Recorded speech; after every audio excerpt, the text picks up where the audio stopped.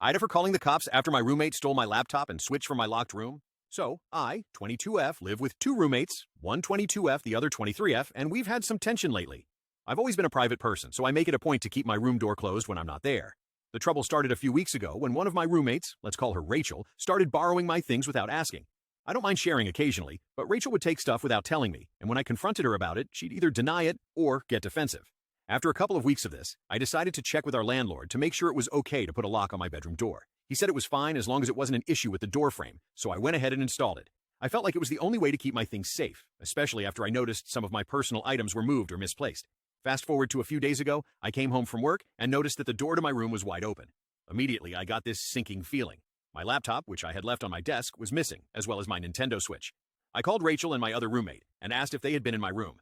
Rachel acted surprised, but also defensive, and the just seemed concerned, asking if everything was okay. I was furious. I knew that the only way my door would be open was if someone had broken in, and at this point, I was pretty sure I knew who it was.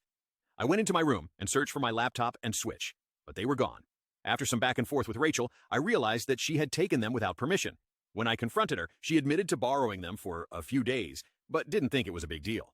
At that point, I was beyond frustrated. I told Rachel that I didn't appreciate her violating my privacy, and I was done trying to sort things out on my own. I called the police to report that my property had been stolen and that I felt unsafe in my own home.